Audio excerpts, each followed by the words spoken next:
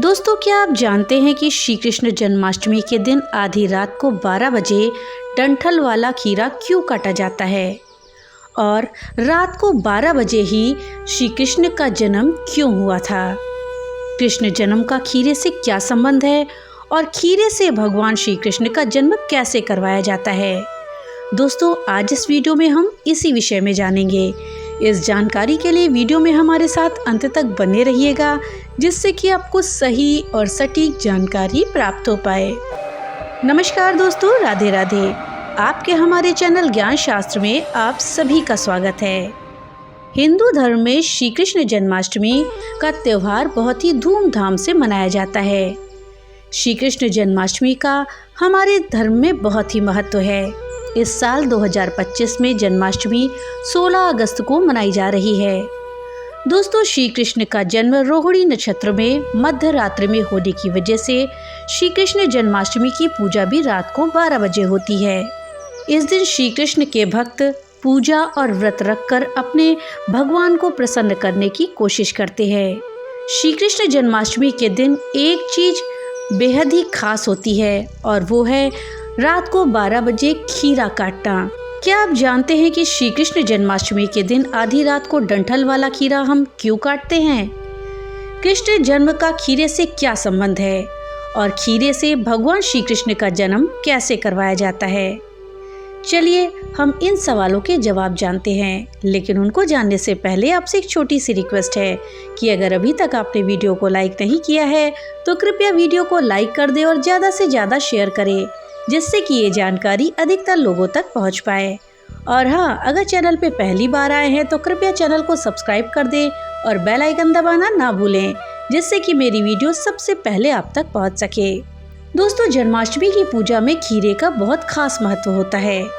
जन्माष्टमी में खीरा काटे बिना पूजा नहीं पूरी होती, लेकिन क्या आप जानते हैं इसके पीछे का क्या रहस्य है? दोस्तों, खीरा काटने की परंपरा श्री कृष्ण के जन्म से जुड़ी हुई है।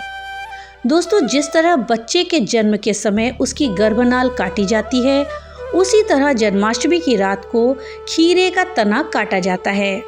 हिंदू धर्म में ये परंपरा श्री कृष्ण के जन्म का प्रतीक मानते हैं, जिसे कई जगह नल छेदन के नाम से भी जाना जाता है।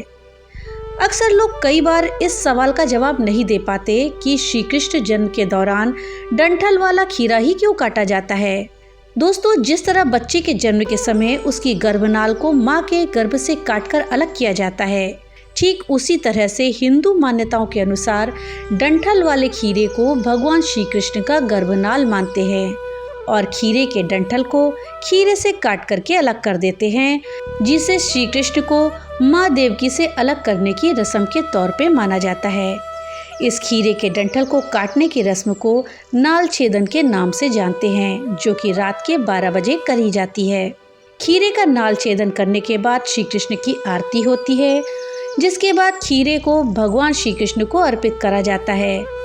थोड़ी देर के बाद वही खीरा प्रसाद के रूप में भक्तों में बांट देते हैं। खीरे को पवित्र फल माना गया है, जिसे जन्माष्टमी पर भगवान श्री कृष्ण को अर्पित करने से शुभ फल मिलता है। धार्मिक मान्यताओं के अनुसार ऐसा करने से भक्तों को प्रजनन क्षमता और संतान प्राप्ति का आशीर्वाद मिलता है।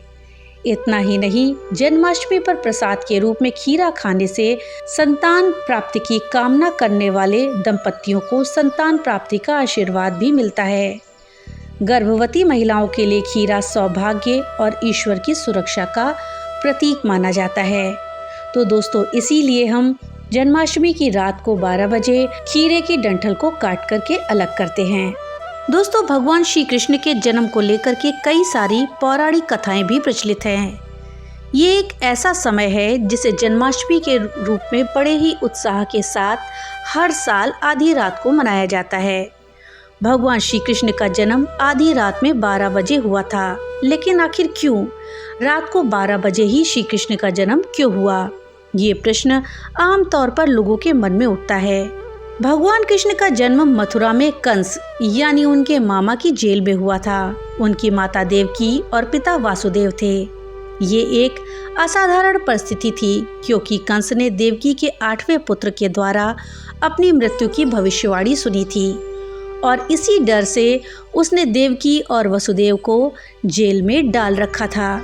दोस्तों, अब प्रश्न ये उठता है कि आधी रात में ही श्री कृष्ण का जन्म क्यों हुआ? तो दोस्तों, आधी रात का समय गहन अंधकार और अज्ञान का प्रतीक है। ऐसे में भगवान का जन्म ये दिखाता है कि जब बुराई और अन्याय चरम पर होता है, तब वो स्वयं उस अंधकार को दूर करने के लिए आते हैं और धर्म और सत्य की स्थापना करते हैं। आधी रात को मुरलीधर का जन्म अंधकार पर प्रकाश की विजय का प्रतीक है। ये भी कहा जाता है कि कंस की वजह से भगवान श्री कृष्ण का जन्म गुप्त तरीके से होना जरूरी था। आधी रात का समय इस गोपनीयता के लिए सबसे सही था। इस समय सभी सैनिक और रक्षक सो रहे थे, जिससे वासुदेव को उन्हें सुरक्षित रूप से गोकुल तक पहुंचाने का समय मिल सका था। भगवान श्री कृष्ण का जन्म पहले से ही तय था। वो केवल कंस का वध करने के लिए नहीं, बल्कि पृथ्वी पर धर्म की स्थापना करने और अपने भक्तों को मुक्ति दिलाने के लिए अवतरित हुए थे, जिस वजह से कान्हा जी का जन्म आधी रात के रहस्यमय माहौल में हुआ था। आध्यात्मिक रूप से आधी रात को जन्म लेने का ये मतलब है कि भगवान अज्ञान रूपी अंधकार से भरी दुनिया में ज्ञान और भक्ति का मार्ग दिखाने के लिए आधी रात को जन्म लिए थे। दोस्तों, शास्त्रों के मुताबिक भगवान श्री कृष्ण का जन्म जब अष्टमी तिथि को आधी रात के समय हुआ था, तब उन्होंने रोहिणी नक्षत्र में जन्म लिया था। इस समय का महत्व इसलिए है क्योंकि ये समय विष्णु काल का होता है, जो दिव्य ऊर्जा और शक्ति का प्रतीक है। धार्मिक मान्यता के अनुसार श्री कृष्ण चंद्रवंशी थे। उनके पूर्वज चंद्रदेव थे और वो बुध चंद्रमा के पुत्र थे, इसलिए उनका जन्म बुधवार के दिन हुआ था। कहा जाता है कि चंद्रमा रात में निकलता है और उन्होंने अपने पूर्वजों की उपस्थिति में जन्म लिया था। वहीं ज्योतिषाचार्यों के अनुसार श्री कृष्ण जन्माष्टमी के दिन रात के 12 बजे ग्रहों की स्थिति भगवान श्री कृष्ण के जन्म के लिए सर्वश्रेष्ठ मानी जाती थी। इस समय सूर्य, चंद्रमा और रोहिणी नक्षत्र की स्थिति बहुत ही शुभ होती है। भगवान श्री कृष्ण के जन्म के समय मथुरा के कारागार में कई अलौकिक घटनाएं हुईं, जैसे कारागार के द्वार खुल गए, पहरेदार सो गए। देवकी वसुदेव ने उन्हें सामान्य बालक के बजाय विष्णु रूप में देखा और बाल कृष्ण को यशोदानंद के यहाँ पहुँचा दिया। उनका जन्म भाद्रपद मास की अष्टमी तिथि को रोहिणी नक्षत्र में मध्य रात्रि में हुआ। श्री कृष्ण के जन्म के समय 10 महत्वपूर्ण बातें हुई थी, जिसमें पहला है मध्य रात्रि में जन्म, जो कि जन्माष्टमी का प्रतीक है। दूसरा है उनका जन्म मथुरा के कारागार में हुआ था, जो राजा कंस के नियंत्रण में था। तीसरा, वो देवकी और वसुदेव की 8वीं संतान के रूप में पैदा हुए थे। चौथा है जन्म लेते ही वो देवकी वसुदेव को उन्होंने साधारण बालक नहीं, बल्कि विष्णु जी के रूप में दर्शन दिए, जिससे उन्हें अपनी अलौकिक शक्ति का बोध हुआ। पांचवा है कारागार के द्वार अपने आप खुल गए थे और पहरेदार गहरी नींद में सो गए थे, जिससे वसुदेव बालकृष्ण को लेकर के कारागार से बाहर आ गए और वसुदेव बालकृष्ण को लेकर के यमुना नदी पार करके नंदगांव में गए थे। वो नंद बाबा और यशोदा के घर पर अवतरित हुए थे। देवताओं ने इस शुभ अवसर पर आकाश से पुष्प वर्षा करी थी और कंस के डर से वासुदेव उन्हें गोकुल ले गए, जहां उनका पालन पोषण किया गया। दोस्तों, ये सभी घटनाएं ये दिखाती हैं कि जब भगवान स्वयं अवतरित होते हैं तो सभी बाधाएं अपने आप दूर हो जाती हैं। दोस्तों, इस बार साल 2025 में श्री कृष्ण जन्माष्टमी का पावन पर्व 16 अगस्त को बड़े ही हर्षोल्लास के साथ मनाया जाएगा। ये दिन भगवान कृष्ण के बाल्यावस्था के स्वरूप को श्रद्धा से याद करने और उनकी पूजा अर्चना का अवसर होता है। इस दिन भक्त व्रत रखते हैं और पूरी भक्ति के साथ श्री कृष्ण की पूजा अर्चना करते हैं। दोस्तों, श्री कृष्ण जन्माष्टमी की अष्टमी तिथि 15 अगस्त को रात में 11:49 पर शुरू होगी और इस तिथि का समापन 16 अगस्त को रात में 9:34 पर होगा। जन्माष्टमी के पूजन का मुहूर्त 16 अगस्त को रात में 12:04 पर शुरू होकर के 12:47 पर समाप्त होगा, जिसकी कुल अवधि 43 मिनट की रहेगी। इस साल रोहिणी नक्षत्र 17 अगस्त को सुबह 4:38 पर शुरू होगा और ये 18 अगस्त को 3:17 तक रहेगा। इस वजह से जन्माष्टमी का जो त्यौहार है वो 16 तारीख को मनाया जाएगा, क्योंकि इस बार अष्टमी और रोहिणी नक्षत्र एक दिन नहीं पड़ रहे हैं। दोस्तों, जन्माष्टमी पूजा की शुरुआत सूर्योदय के पूर्व स्नान से होती है। साफ सुथरे कपड़े पहनकर भगवान कृष्ण की प्रतिमा या चित्र की गंगा जल और दूध से अभिषेक किया जाता है। उन्हें नए वस्त्र पहनाकर फूल, फल, मिठाई और मिश्री से भोग लगाते हैं। विशेष रूप से रात को 12 बजे कृष्ण जन्म के समय उनकी पूजा और आरती करी जाती है। इस समय भक्तगण पूरी श्रद्धा के साथ भगवान की स्तुति करते हैं। व्रत इस प्रकार रखा जाता है कि दिन भर अनाज से परहेज किया जाता है और पारण में फल, कद्दू या सिंघाड़े के आटे से बने व्यंजन खाए जाते हैं।